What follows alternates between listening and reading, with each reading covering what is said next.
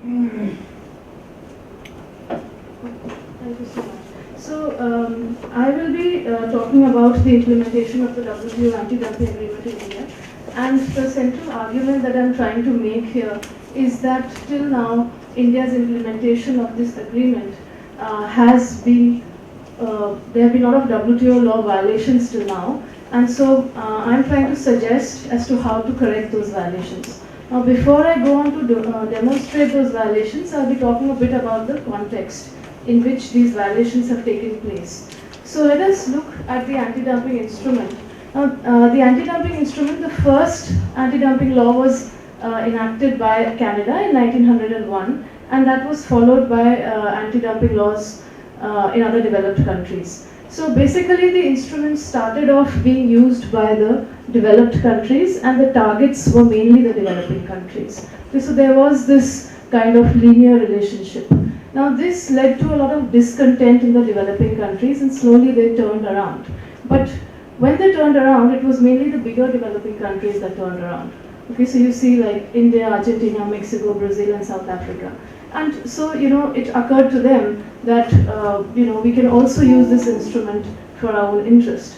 So, in fact, during the time of the GATT, when the anti-dumping code came into existence in 1979 during the Tokyo round, the developing countries did contribute to its drafting. But they themselves did not always have anti-dumping laws. But when the WTO came into effect on 1st January 1995, a lot of the developing countries drafted their anti-dumping laws based on the WTO anti-dumping agreement. And they also started using it.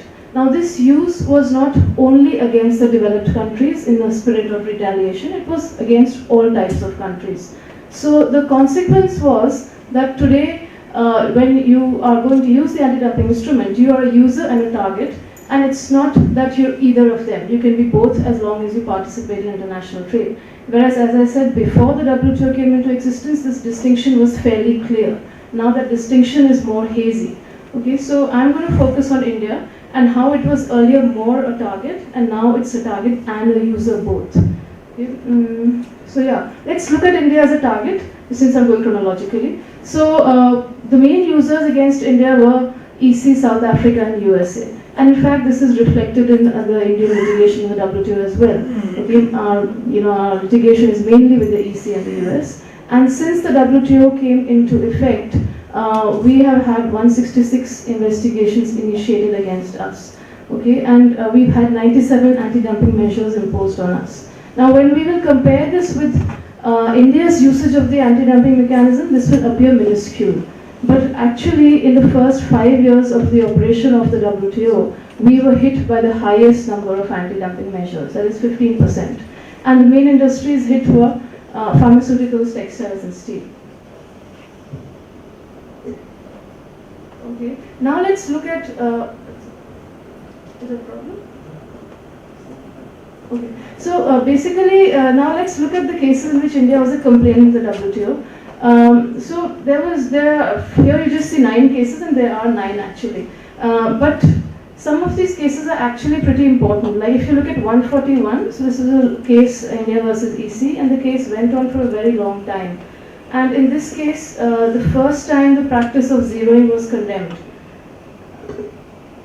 Okay, so that was one case which was quite important. Then you have 206, which was a case, again India versus US. So you can see that the litigation is mainly between India and US. So in this case, basically facts available were used against India, and also all the information that India supplied was rejected. So again, very important case, anti-dumping margin of around 74% was used against India.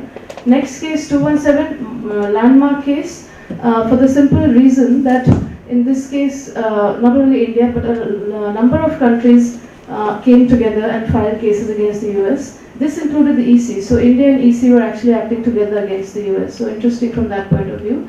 And also, the anti-dumping duties that the US collected, it would distribute to its producers that had supported the anti-dumping petition. Now this is important because the US anti-dumping law was struck down precisely on this ground.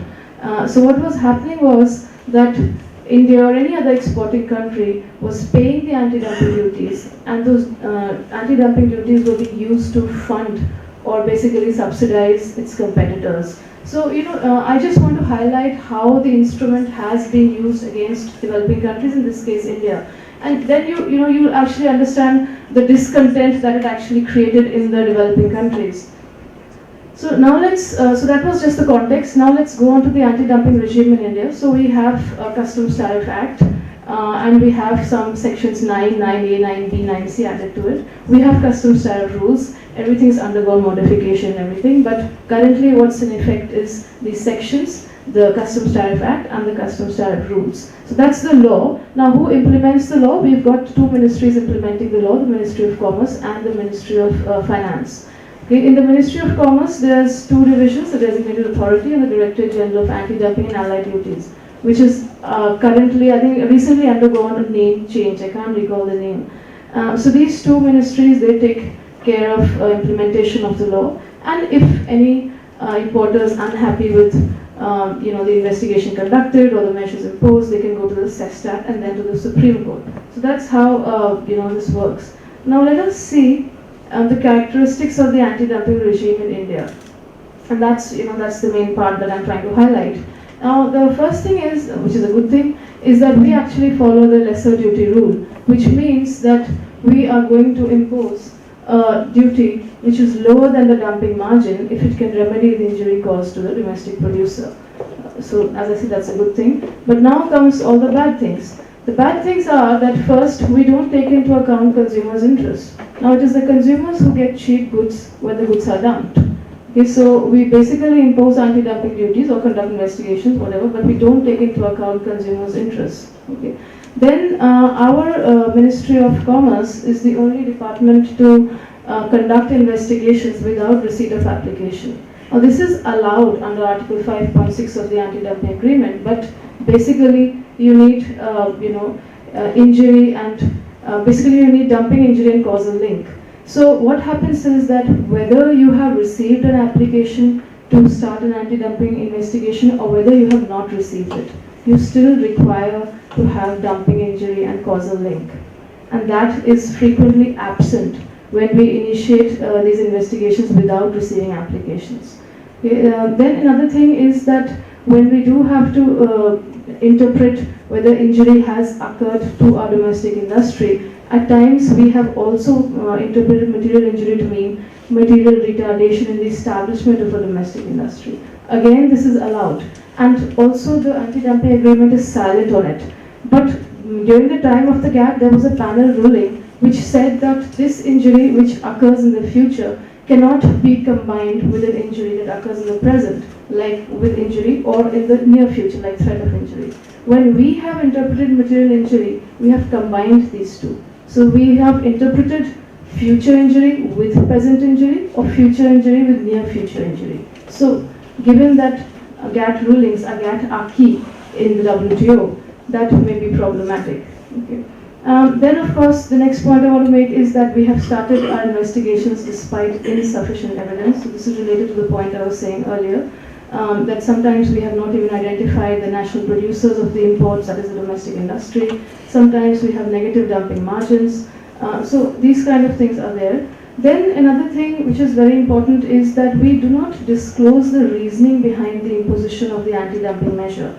So what we do is we receive the point of view or the arguments of both parties, we summarize them, but we don't mention that which is the actual point on which the decision to impose anti-dumping duties is based. Then we also levy final anti-dumping duties retroactively, for which no provisional anti-dumping duties were imposed, even though the two periods must correspond as per the anti-dumping agreement. Then the anti-dumping agreement says that if anti-dumping duties have been paid and they are higher than the basic anti-dumping duties paid are higher than the amount which was due, then they should be reimbursed to the producers without any conditions. But we attach a condition to it. We say that we'll reimburse it only if you haven't passed it on to the consumer. But there is no way to find out if the duties have been passed on to the consumer or not. So a condition is going to be difficult to implement. And the other thing, of course, is that our courts are very slow. And the fact that the courts are slow is used by domestic industry, because they know that once they file an anti-dumping petition, the case is going to be really slow. So the fact of the courts being slow is being used by domestic industry for protection. Okay, now let's look at India as a user. So our first case was in 1992, and in 1998 we had the DGAD that was created in the Ministry of Commerce. Now when this DGAD was created, the Ministry of Commerce clearly said it is being created to protect the domestic industry, and a lot of personnel was transferred to it. Then our main targets are mainly developing countries, which includes China. In fact, China is one of our biggest targets, and one of the reasons why we don't have China filing cases against us in the WTO is purely cultural. In the WTO, filing of cases is a purely contentious act, but in China, litigation is not a purely contentious act. They view it as something political. So they're very concerned about not ruining their relationship with India, and therefore they don't want to file cases. But I don't know if this desire not to file cases is going to continue for very long. And of course we have other targets like EC, Korean, Chinese, Taipei. Now let us come to the main point. How many cases have we initiated and how many measures have we imposed? So we've initiated 677 cases and we've imposed 508 measures. Compare with what India has been subjected to, 166 and 97. So you can see that the gap is huge.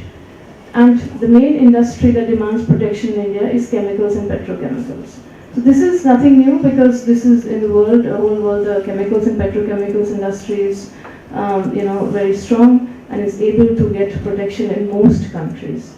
Now why do we have such high use of anti-dumping mechanism? One, mainly after liberalization. 1991 we liberalized our economy, so therefore you can see the first case arose in 1992. And as you know, anti-dumping is used as a political instrument by states to convince domestic industry of liberalization, and to get their support for liberalization. Then we lost the India QR's case, and therefore, we had to dismantle our quantitative restrictions. And another thing is that with the GATT and Uruguay round, tariffs have come down systematically, which means loss of income. Now, another thing about this high use of anti-dumping mechanism is that it may sometimes have a positive consequence, but it's very short-lived. Now, what is that positive consequence? Is that if exporter A exports to India and is subject to anti-dumping duties, exporter B might want to export the same product. So it's in a way increasing competition in the Indian market, but as I said, it's short-lived because the domestic industry will again file cases to get protection. That's it. Then let's come to the last point. Okay, so these are the cases in which India was a respondent. Now these cases are interesting. None of them led to reports. As you can see, the first and the third cases are mainly related to chemicals. And as I said, that's industry that demands protection. Case 306 is very interesting. Now all these three cases highlight the irregularities that India made in the investigations. Now 306 is interesting because it was the first case filed by an LDC in the history of the multilateral trading system. And in this case, India had an out-of-court settlement with Bangladesh. Now in this case, basically Bangladesh accused us of imposing anti-dumping duties on its products, and that too in violation of the anti-dumping law of the WTO. And there's a very interesting paper on this written by Amit Asleen. So in that, of course, the paper is very political, but what's important for our purpose is that when the mutually agreed solution came, India actually denied the fact that it had imported any batteries from Bangladesh. So, the volte-face is so alarming, the turnaround is so alarming. And of course that goes to show that the irregularities that we're making, we're actually admitting that we're making them. Okay, so let's go to, that's my last slide. So can we reduce the use of anti-dumping in developing countries, including India? Although one of the ways of reducing the anti-dumping usage is by considering the interest of importers, because it's the livelihood. Then the interest of the users of imports, they want cheap materials. Then the interest of the consumers, because they also want cheap goods. And then another thing we can do is make our anti-dumping regime more transparent, because currently the investigations that are conducted, we don't, those who are party to it, of course they know about it, they're informed. But apart from that, we don't really get public information of these investigations, how they're being conducted. Another thing is we should give reasoned decisions, and this is actually helpful if the case is going to be adjudicated in the WTO, because we'll have some legal reasoning on which we can defend ourselves. Currently, we have no legal reasoning, and if we are hoping that the absence of legal reasoning will allow us to take any justification in the WTO, I don't think that it's very helpful. Then another thing we can do is separate the DGAD from the Ministry of Commerce to restrain arbitrary anti-dumping actions. Venezuela has done this because, as I said, the DGAD was established to protect the domestic industry. Okay, so the protection may happen even when the conditions of anti-dumping have not been satisfied. So if we separate it from the Ministry of Commerce, probably we'll get more independence. Another thing, as I mentioned, we should interpret material injury to mean material retardation in the establishment of a domestic industry, but exercise caution in it. This I mentioned earlier. And the second last point which I want to make is that we could also take the help of regional organizations to monitor our anti-dumping applications and see if those applications are frivolous or are they authentic. And these regional organizations could also monitor whether the domestic authorities are complying with WTO law when they are implementing the WTO anti-dumping agreement. So basically what I'm arguing is that whether or not we agree with the anti-dumping law of the WTO, we have to scrupulously apply it. And if we don't agree with it, we have to make some proposals for its change. The fact that we do not comply with it is not justified because we disagree with it. Till now, India has been very vocal and has said that the developed world is not following the anti-dumping agreement. The anti-dumping agreement needs to be made more strict, and loopholes need to be, closed. But the point is that once it's made more strict and once the loopholes are closed, we are going to find it very difficult to implement it. Thank you.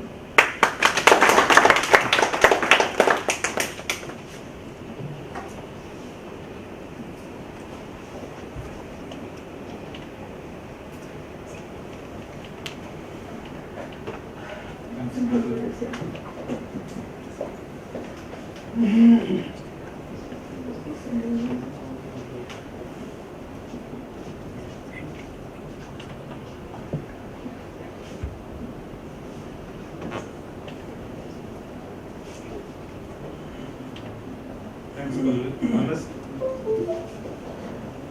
Next speaker is Ritu Gupta. Ritu on non-performing assets.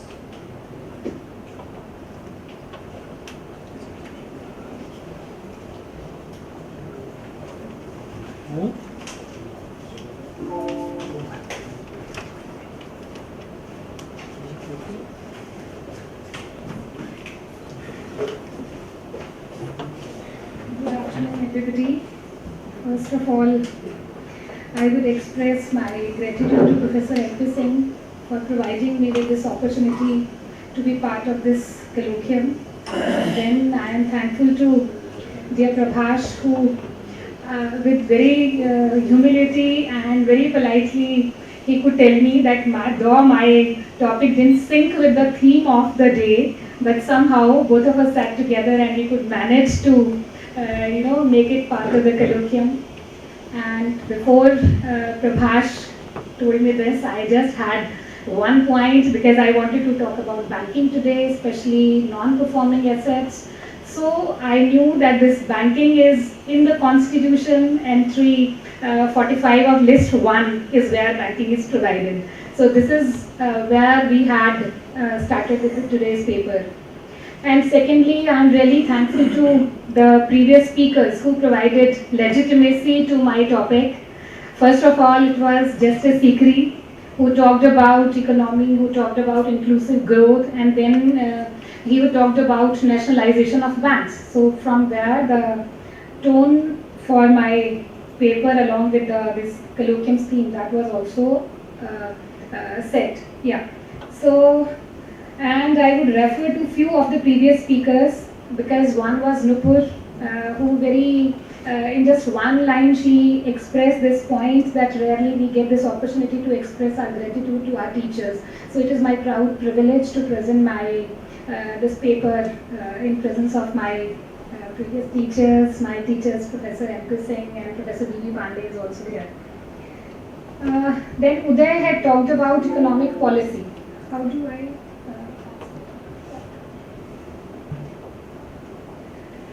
Yeah, because Uday had talked about economic policy, and he talked about that these economic policies should focus on growth, because we are not talking about how the distribution is to take place. So let us talk about how the problems related to the Indian economy, whatever is required to boost the economy, those steps we need to talk here. And non-performing assets, I chose this topic because non-performing asset is one such barrier to this growth of economy if we are talking about India. So this one quote which I have just taken, you borrow in lakhs from a bank, you are in trouble with the bank, and you borrow in crores, the bank is in trouble with you. This is what is really happening in India. Because in India, if very briefly I'll just talk about the scenario of banking here so that we can actually go to the theme of the paper. So when we are talking about banking in India, the position is very mixed kind of, because we have private as well as public sector banks which are flying. So my paper is going to focus on this non-performing assets and public sector banks in India.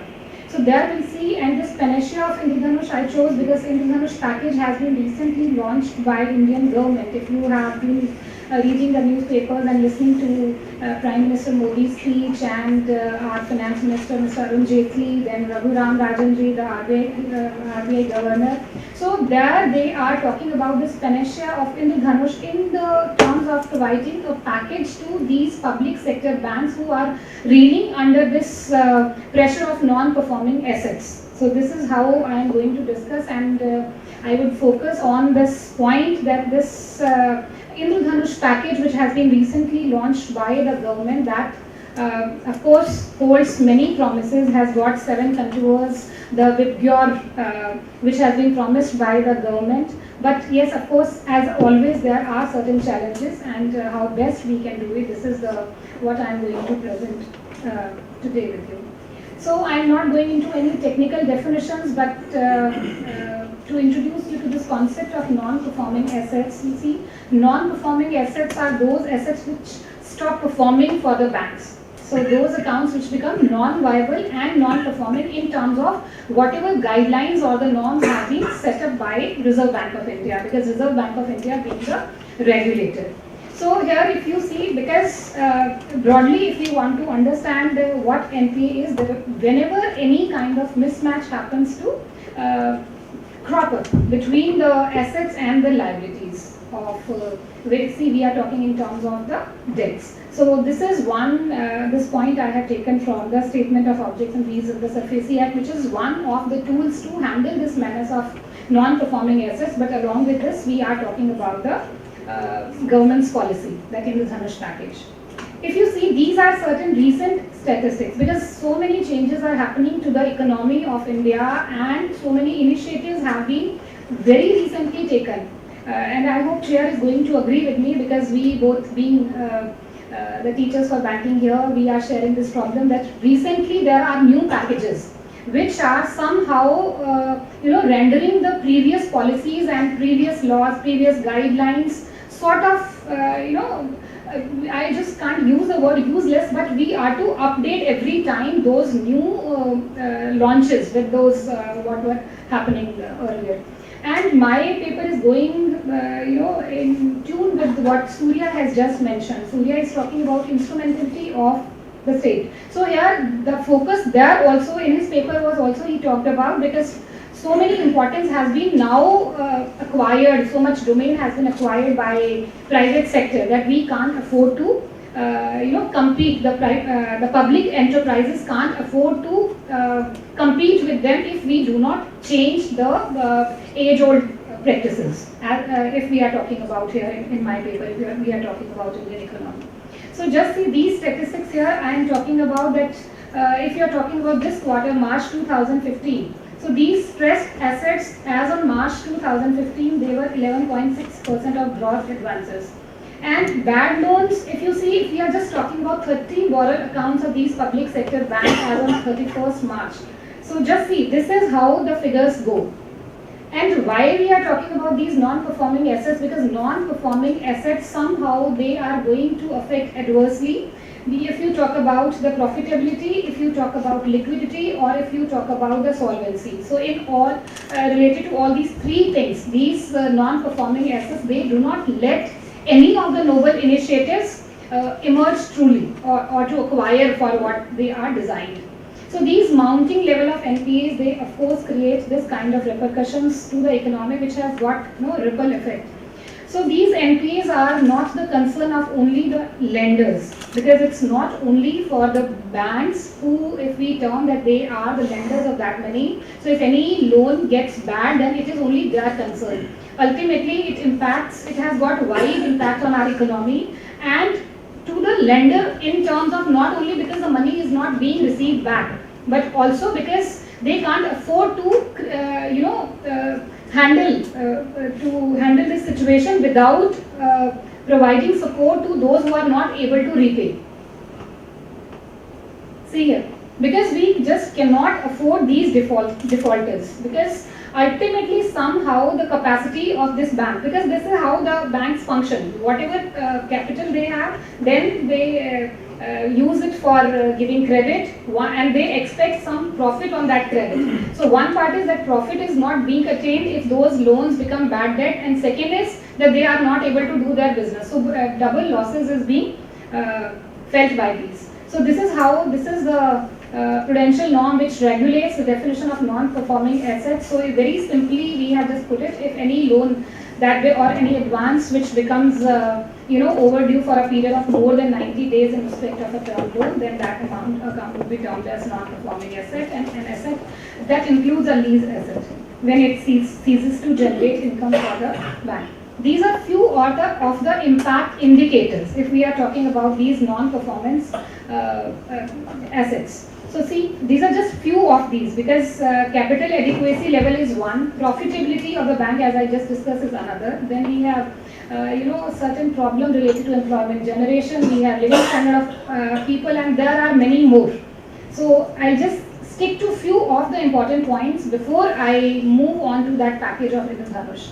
If you see these Basel norms, capital should be 8% of the risk-weighted assets, and this distribution base is increasing wherever profitability is falling. Where is profitability is falling?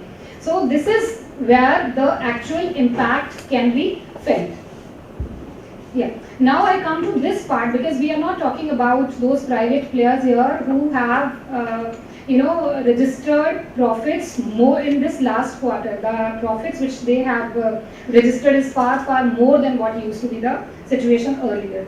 So just see here, they constitute one of the important organ of the banking sector, and all of us are aware about that nationalization which had taken place earlier. So these public sector banks are really heading towards bad times, and it's not only to scare, it's because we have already started feeling the fallouts. So see here, among these 39 listed banks in India, both private and public, 4 recorded net losses in the March quarter. And because why I am talking every time about this quarter of 2015, because the situation was not the same if you talk about the previous quarters. Though losses were still there, but this situation has drastically changed in this last quarter. See here, 9 other public banks recorded a drop in net profit compared with the year ago quarter, and for a few of them the drop has been pretty sharp. The sole reason for the losses and the drop in net profits is ballooning bad assets for which banks need to set aside money. When we are talking about banks to keep money aside, that is because they need some capital which they do not have, because they are not getting their capital back. Because that particular loan which has become sticky loan, so they are not getting it back, so more infusion of capital is required, and that is where the government intervention is needed. Yeah, see, and that is despite it's not that we do not have laws, we have number of laws to handle all these situations. So we had our own debt recovery tribunals which were supposed to came into being so that faster mode of recovery could be adopted by them. They could adopt summary procedure. They are the specialized tribunals. Everything associated the same way we associate with any other specialized tribunals. But they have failed miserably. And if you see, then we came up with SAFESI Act. So this SARFAESI Act was also one which provided some kind of wheels to the economy when it was conceived and then implemented in 2002. But if we talk about these 2002 to 2015, a lot of water has flown into the rivers, but if you talk in terms of the recovery of loans, the performance has been very, very dismal. So I have just taken two of the cases, though there are plenty of cases, and Delhi, even Supreme Court is talking about all these NPAs, plethora of cases we have, because I just focused on this one case, which is one landmark case on this, where constitutional validity of the SARFAESI Act got challenged. And there, why? Because we are talking here about certain problems which are there in the legal process of recovery of these bad loans. So there, because one arbitrary provision was there that you had to deposit 75% of, if this tribunal passes certain orders against you as debtor, then if you want to go in appeal, then this one provision which was considered to be draconian was that the 17.2, that you are to first deposit 75% of the total amount and then only you can go in for appeal. So this was one struck down here, and the unconstitutional, arbitrary, oppressive and unreasonable, those things, and this particular provision was struck down, and then we had certain amendments. And then this transport was also there. Because when you are talking about the recovery of these non-performing assets, you have specialized tribunals. In that tribunal, you have one DRT Act and another you have SARFAESI Act. So this SARFAESI Act, somehow some kind of ambiguity arose. And this parallel proceedings, whether under SARFAESI and this Recovery of Debt Due to Banks and Financial Institutions Act 1993, which had arose, was struck down. Again, this position was clarified, and it was decided that yes, both the parallel proceedings can go on. So there was no hassle. Yeah. See here, those were the cases, and after that, if you are talking about stressed bank assets, RBI has, even under the leadership of Mr. Raghuram Rajan, has taken a lot of initiatives. He is trying to put whatever projects are there on track. Because again, it's not just supporting your dying enterprises. It's about because you are really focusing on your economy. So there are certain rules, certain guidelines, whatever, because whatever guidelines RBI issues, those become the law for the banks. So RBI has brought in rules to prevent the misuse of the loan restructuring facility by making the process expensive for banks, because this restructuring was not able to pick up in India. And early identification of stress was made mandatory. This early identification of stress, though it is considered to be one of the measures which is talked in the Dhanush package also. But if you see here, because till then there was no such guideline with the bank, that because they were waiting till it actually goes bad. So now RBI has issued this guideline that yes, so you can very easily you can assess, because it's not only at the time of lending, but if after that also at certain stage you can feel that yes, like the way we have weather forecast. So if you can somehow by adopting certain means make out that this loan is going to be proved bad later on, then at very early stage you can categorize. But as we were talking about that instrumentality of state, and we were talking about public sector enterprises and private sector. So if you see in the banking sector also, and I hope the chair is going to agree here, that because whatever initiatives were being taken by RBI, those initiatives were somehow being slowed down by the policies which our governments, they keep on announcing just for their political, to fulfill their political promises. So this is how this is where the process, or the what you term that redressal mechanism, the pace of the redressal mechanism is slowed down. Yeah. This is how I come to the important part of my presentation, where I am talking about this panacea of Indradhanush. It was only in August 2015 that it was launched by the government, and just to boost the economy, and at the same time when you are talking about boosting the economy, you are to provide that shoulder to those public sector banks which were reeling under the pressure of these non-performing assets. And after that nationalization, banks nationalization, so this is considered to be one of the most significant package which government has announced, and this is a 7-pronged strategy, as we term it, as we say that the contours may be compared in the shades of Vibgyor, to improve the condition of these state-run banks. And several incremental measures are there. I have just taken on all these 7. Just see, first it talks about appointments, because as far as appointment of the officers who are actually able to decide, that power lies with the government. So this is one problem itself. And now government has changed the policy. Then if you are talking about this de-stressing public sector banks from this non-performing assets or whatever related to capital, so that more infusion of the capital has been done. So this capitalization also pertains to the same. Then we have this empowerment. If you are talking about empowering these public sector banks, then of course you need to make them, least interference from the government is required. So this is one empowerment. And then framework of accountability, where you are talking about corporate governance. So all those accountability, transparency, those systems, because in public sector banks the system has been, as far as these credit, security, debts is concerned, system has been opaque. Least transparency. We are not bothered about, because if you know the bank manager, if you know somebody in the bank, then somehow the functions, your work is done. Without looking into whether you deserve that loan, without complying with the directions, whatever guidelines are there for providing loan. And all these governance reforms. So these are the shades of this Indradhanush. See here, if we are talking about till November 9, 2015, selection of non-executive chairman and remaining 6 state-owned public sector banks. So appointing MD and CEO too has been done recently. So this is where government now has, earlier what was the situation, that no, this kind of position would be given to a person. That was political appointment. Now they have signed this, they have just made this provision that now you can have those who are working even in the private sector. So we can appoint such persons also. There is one more initiative which talks about creation of Bank Board Bureau. So this is again one of the, which in my understanding, because the work on this paper is still under progress, and this is a very recent initiative. So we are just, I am just studying the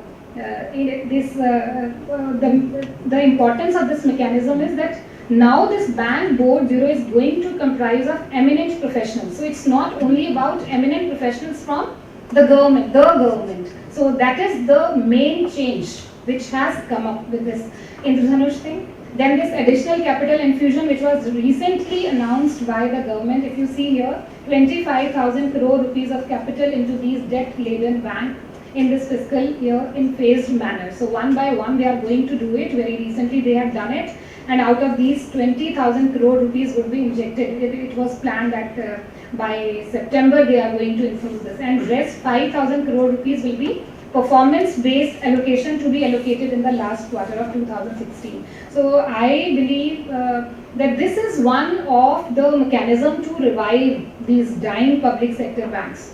Yeah. And if you see here, de-stressing these public sector banks and improving these governance standards, if you see, to develop this vibrant debt market for public sector banks in order to reduce lending pressure on banks, strengthen asset reconstruction companies, because these ARCs were one who were to share this, these non-performing assets. So, but this concept was not being picked up in India, because again of the maximum interference by the government and least flexi rules, that this problem got created. And if you are talking about this empowerment, again, as I have just discussed, that we are talking about providing flexibility in hiring of manpower. And then this problem of accountability, that whatever vigilance process is required for quick action, because in government system, as happens in the ministry, similarly in PSBs, that even if you doubt some debtor, but you can't just take action. Why you can't take action? Because you need to clear so many files from the government. So though these banks are considered to be autonomous, but still everything moves from the ministry, and that takes months before you could detect that kind of fraud or that kind of bad loan. So this is what has been done. So this is going to somehow, I believe, streamline this vigilance process for quick action in case major frauds and where those frauds are attained with the help of the staff. So that was again because I had done some work on this also, that if you are looking into the details of any bank fraud, so that fraud includes non-performing assets also, because that debt which was given was never meant to be paid back because of so many reasons, plus connivance of the bank officials. So to check that, now we have this one provision of accountability, that who is one who is going to clear this particular file. So that kind of measure has been taken up here. And this is what you term as bankers retreat, next Gyan Sangam, which is going to be held in January 2016. So there again they are going to talk about these governance reforms, that whatever initiatives have been launched, and based on that whatever guidelines have been issued by RBI, what is going to be the result. Yeah. See here. So this is the proposition of the author in this paper, and if you see here, because if this 7-point agenda is followed, then what can happen, that these banks can potentially grow faster. See that today every young man wants to have an account with the private bank, because they do not want to work with the sluggish kind of procedure strategy which is being followed by public sector undertakings. So it was actually these public sector banks which had given help to these private banks when they were in their nascent stage. Now once they are fully grown, now they have started eating out our profit just because of our policies, which could kept pace with the changing times and the requirements, whatever requirements of the banking is there, technology is there. So if you see here, the NPA rules, if you are talking about other than this economic slowdown which is happening, so there are certain factors. See, one I just discussed, because the FACI Act, this DRT Act, was not able to sufficiently perform. Then we have this fast and efficient judicial system, which is the utmost requirement for resolution of NPAs. Okay, so the chair is telling me to stop. I'll just quickly come to, I'll just take 1 minute to wind it up. See here, this bankruptcy law, which is the need of the hour, we are taking more than the desired time. See here, willful defaulter remains one issue. All of us are aware about that Vijay Mallya's thing. So if you see that kind of willful defaulter, whether they are promoters of the company, they do not suffer. It's only the company and the consumers, so who actually suffer. So I'll just skip these because this financial inclusion has already been discussed. Because there is one important point which I have taken in my paper is whatever points are, or the policies like Jan Dhan Yojana is announced by the government, they are to be met by Sarkari banks. So these Sarkari banks, they are just meeting out their targets and they forget about following the provisions and the guidelines. This is the Vijay Mallya's case which I just skipped because I don't have the permission from the chair.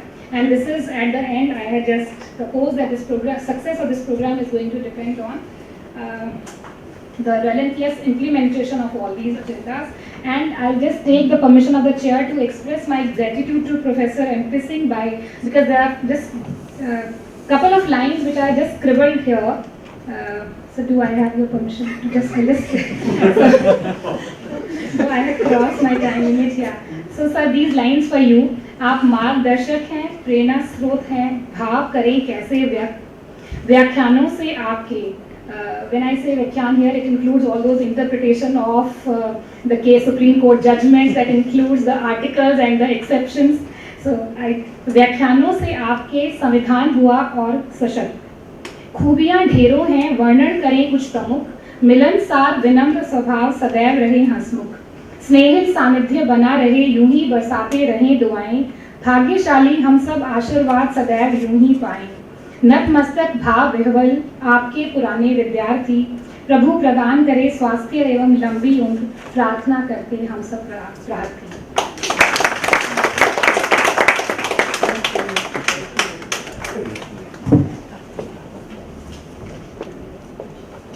Thanks Ritu for that thought-provoking paper, and also for that poetry which expressed the views of all of us.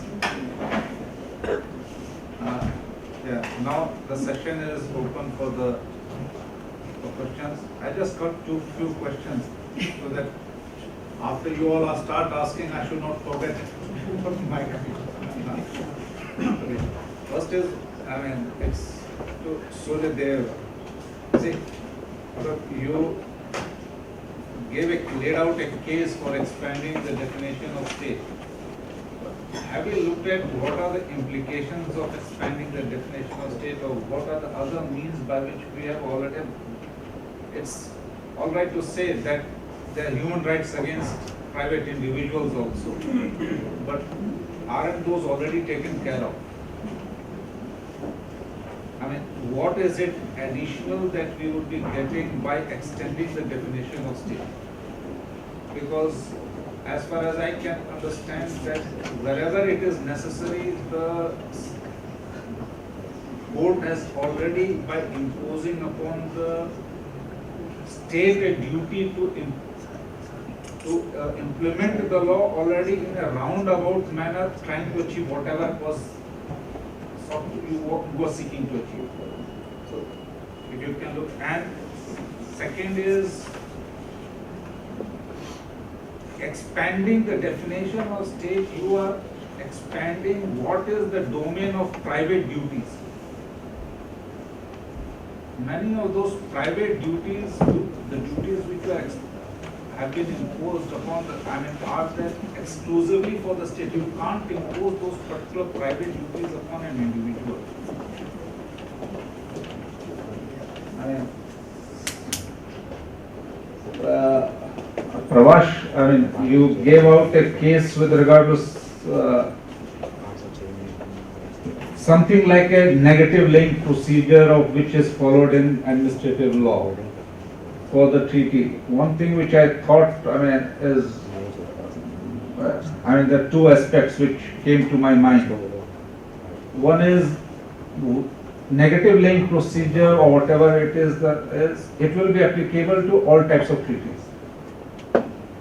There will be some treaties which are more in the nature of a money bill or finance bill, which is there only for the, say, for the Lok Sabha. And the second is, if the government is uncertain with regard to the support of, it won't be getting around it, the parliament, I think a mere ordinance taking away, abrogating the legislation for a few days and entering into a treaty would be a means by which it can get around whatever restrictions the parliament would be imposing. If it has to come to the parliament later on, it's fine. Of course, then it has got no incentive to do. But if it is something which it need not come to the parliament, it might just get around the parliament by abrogating it for a few days by an ordinance. Yeah. Pallavi, I just looked into, when you talked about that the decisions of the anti-dumping authorities were not reasoned. But I would say many of us will feel that most of the decisions of administrative authorities in economic matters suffer from the same defect. Especially, it's not just with regard to it. Here it's a foreigner which is in play, but people would say that most of the economic authorities, income tax decisions by income tax authorities, decisions by SEBI, all of them suffer from the same defect. It's arbitrariness, it's perhaps they have not been trained with the idea how to present the case, judgment writing has not been given. Perhaps they might, the fact that we believe in a specialist bureaucracy which is later on assigned a task, it doesn't know what are the reasons why it should be taking a decision. It has already taken a decision by its instincts but can't lay out the decisions. It's a common phenomena. That's all. Okay. Other questions? Amar. Couple of questions. One to Dr. Prabhash. Agreed that parliamentary scrutiny of these bilateral treaties and other treaties that we are doing the increase is good, but do we look at it from the point of view of executive power of the union, and as Supreme Court has been defining it in terms of residuary legislature? This is one. Second, isn't it that it amounts to, you see, with Article 51 that state is expected to promote respect for international law and all that. So isn't it that if we are, you see, union, this executive has done it, we are further subjecting it to some kind of a scrutiny. Does it amount to saying that we are really disrespecting law in any way? This is Dr. Prabhash. And then Dr. Surya, you had talked about this instrumentality doctrine. What exactly the ambit of this liberalization of the state definition of the article? Not much work, to my understanding, has been done in this area, but I recall one or two dissents that Justice Sinha has given, particularly in a case like Keshwarag Industry, where he talks about state action doctrine. Can we really, have you ever looked at that, instrumentality doctrine from that perspective? Could that be one criterion where we could, design our own definition of state action doctrine for it? Thank you. Yeah. I've got three questions. One from Professor Surya. When you talk about the obligation of private entities, why private entities should have obligation? Their obligation ends with the compliance of the law. They pay tax, they comply with all the legal provisions, and therefore why they should have obligation towards human rights. This is always a kind of pressing question when you bring in private entities into the realm of human rights law. One to Prabhas, is it the case of more scrutiny on this premise that this new international, the categorization what you're doing about human rights international treaty or treaty on investment, this categorization is more based on furtherance of furtherance of individuals' interest. When you talk about international human rights law, where the one who is at the center is human being or individual, and when you talk about international investment treaty, the one who is at the center is the interest of corporation. And when you talk about the interest of the corporation, obviously the interest of individual is somewhere getting negotiated, and therefore you are proposing more scrutiny by parliamentary formulation or parliamentary forum, because you have somewhere this apprehension that the executive is not addressing the concern of individuals while negotiating on subjects like investment or trade. And one question to Professor Ritu Gupta, this is something like raising the concern of we the people, that why we do not see richer people who takes loan and doesn't repay, not committing suicide, and we see farmers committing suicide when they take loan, and which runs into thousands or lakhs. So do you think somewhere this is lack of strength of the law, or the approach of the law enforcement agency which results into this unfortunate scenario? Thank you.